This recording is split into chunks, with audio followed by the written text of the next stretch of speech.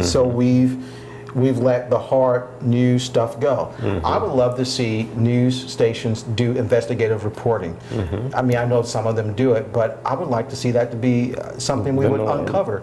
They're very reactionary, like that Bridgegate thing with what's his name? Yeah, it's they don't make the news. How should I put this? They're very reactionary. That's why we have breaking news. You're always thinking about their competitors, and news has become something that is not. There's not a balance. Well, look, I'll say this much. I'm one of the people that said Weather Channel and so many of these sports networks, they shouldn't even exist, because for the most part, the reason that sports was near the middle or end of a newscast for maybe 2 minutes tops was because all you need was the scores. You don't need all this other drama that they create, these channels and these stations, because they're stirring the pot because they need content, they need filler. And 24 hours. And the same thing with the Weather Channel. How many times, why do I need to know the weather in Bismarck? Oh gosh. Why do I mean, I get that it appeals to people in different areas, and it appeals to those who have relatives in those areas, and it appeals to those who may be traveling. I get all of that. That said, what the Weather Channel does from personal experience is allow my mother, who doesn't live anywhere where I am, call me and say, I saw the Weather Channel, it's supposed to be storming there. Well, it's not. Well, that's what they said. I'm like, you know what? Unless they show pictures and they show me flying in the air from dangerous winds, don't believe everything that the Weather Channel tells you. They are stirring the pot. But it says something about us as far as the quality of a lot of things. Yeah. And I don't know if journalism will ever get back, not to where it used to be, but to at least with all the tech, just a respectable level. Just like politicians. I mean, I just don't have any respect for anyone who's politicians were never good in Rome, so why would they expect? Why would you expect them to be altruistic now? The nature of that itself. When you say politician, I don't think it has to be that way. No, nothing has to be that way. Nothing has to be that way. But what I'm saying is, it's politics is compromise. It's about one-upsmanship, and it's about well, there's even more than one-upsmanship. There's another term I'm looking for. Brinkmanship? What'd you say? Brinkmanship? I can see that. I heard a lot. It's it's looking good. It is that. It is about projecting an image to those who are dumber than you, those who you perceive dumber than you, because those amongst you already know what each other are. Here, go on. No, I was just going to say, one good apple can't sweeten the whole bunch. No, there's so, like for example, I was watching Jon Stewart. He was interviewing Nancy Pelosi, and if anything, I'm probably more towards liberal, center liberal in that area right there. I'm independent, but I lean more towards Democrat. A lot more towards Democrat than I do Republican. Okay. So I saw Jon Stewart interview Nancy Pelosi. She was, in my opinion, it's as if she wasn't even listening to him.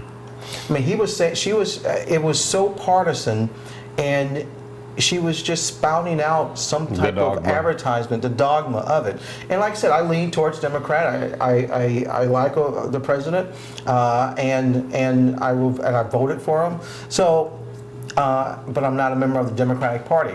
The thing that was so sad was how clueless she was to how she was coming across, and it was as if John was trying to make some points. He was saying that, couldn't the Democrats do a better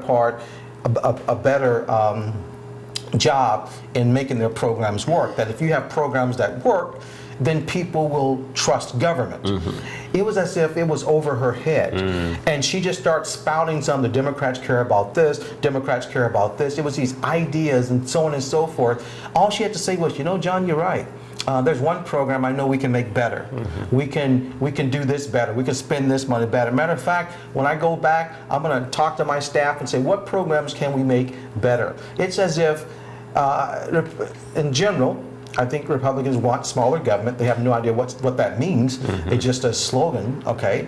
And I think the Democratic Party has some great ideas. It's, when it comes to smaller government, whatever it is, or whatever it may be. But the deal is that if they want to have people to believe in government, that government is effective, all you have to do is work on the programs. Make sure the programs are run efficiently. Make sure that they become the model of how you're doing programs. And she was totally clueless about that. Well, maybe she wasn't clueless. Maybe it's because she realized that, you know I could answer this. She was clueless. Well, okay, I was going to No, say. I'm serious. Yeah. It was as if he was talking to someone who just had to spout out some stuff. She wasn't listening to him. Maybe it was just she was going to stick to her script. That's what it was. That's what I'm saying. And that's what back to the reporting. And Jon Stewart's a great guy. He pushes back. He says, "I understand what you're saying." And she tried to say that Democrats are better than Republicans, Republicans better than Democrats, and it's just this back and forth stuff that turns everyone off. Yeah.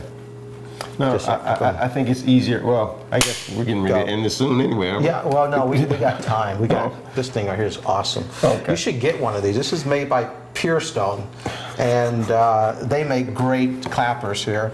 I got this on Amazon.com, which is a great We want to be place. sponsored by them too. We do. Speaking of, we were talking about how great shows rise up. We were. Yeah, you know how like the crop is, which I don't know, I think we're kind of not the cream of the crop, but we're somewhere near the bottom. The chum. The chum. Yeah. Chum. See, we totally realize that we're not. No, you're saying that. Don't sell me short. Okay, Eric doesn't realize yet that he's not. What was your point? There was no point. There was no point whatsoever. Well, that's the great thing about our show is that we don't have to have points.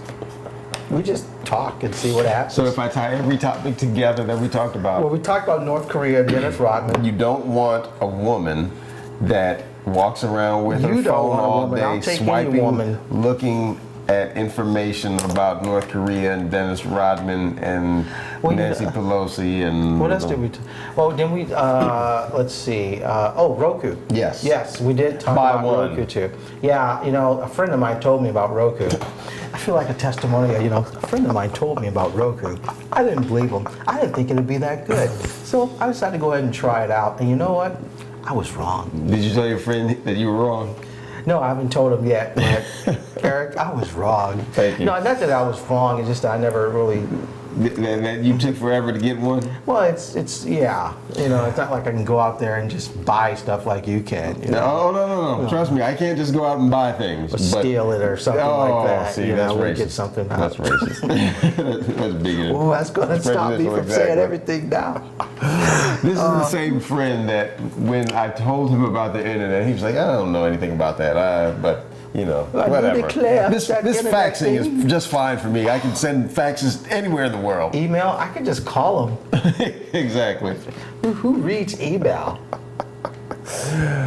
On that note, there was something else I was going to talk about, but it was in my mind, and I forgot what it was. As opposed to your foot, it was in my mind. Just kind of hang as it out. opposed to my knee.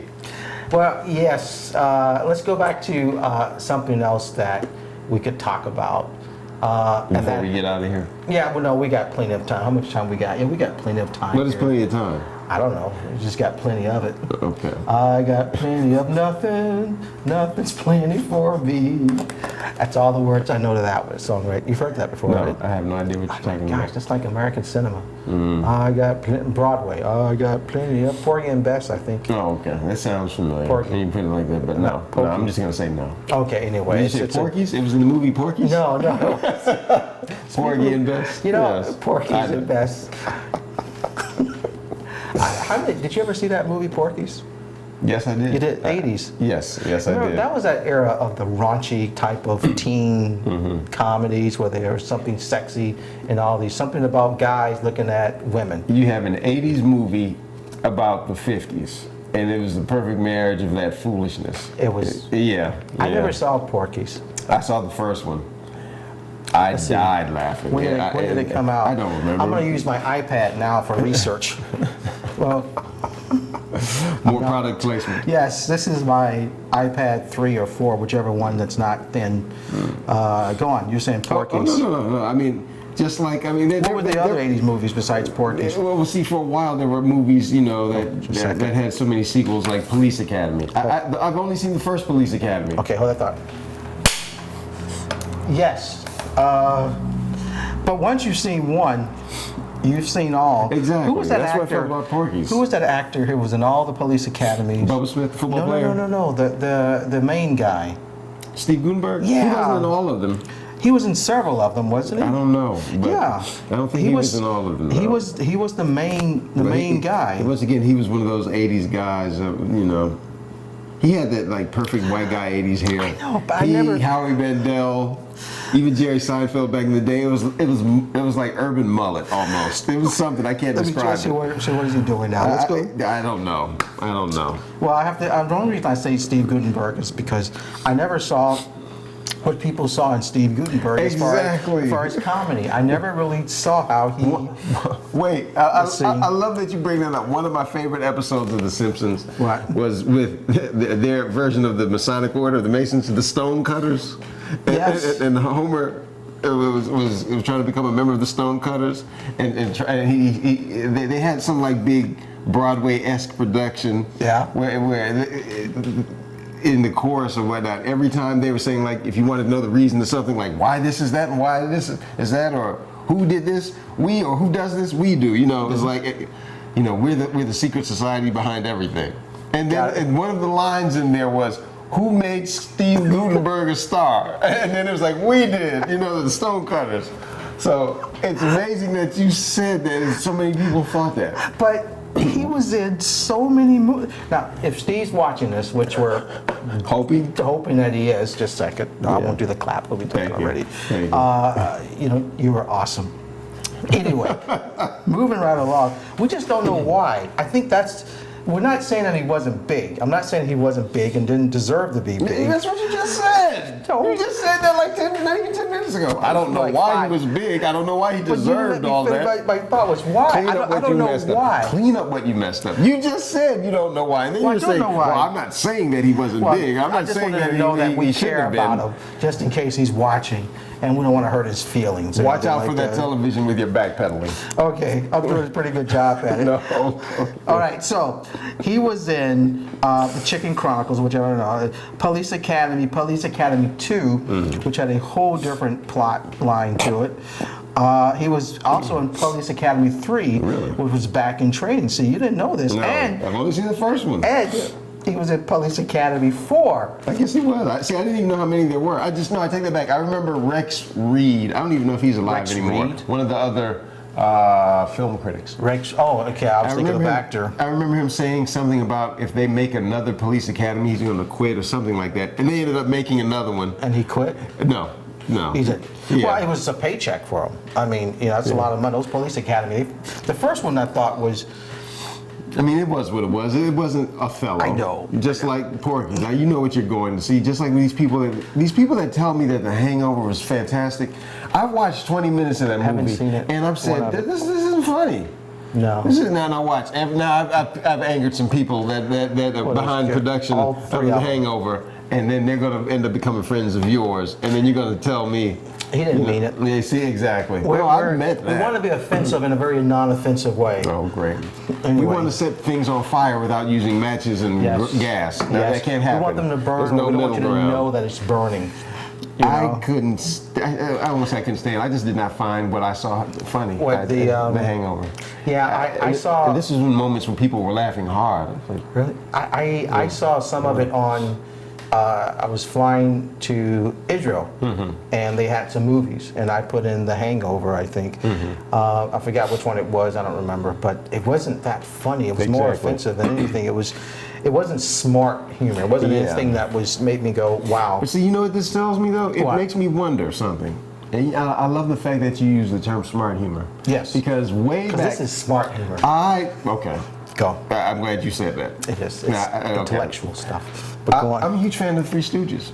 I love the Stooges. That then would be considered the lowbrow stuff, and I'm a fan of the Marx Brothers too. And the Marx Brothers would be Seinfeld or Arrested Development, and the Three Stooges would be considered like Hangover type stuff.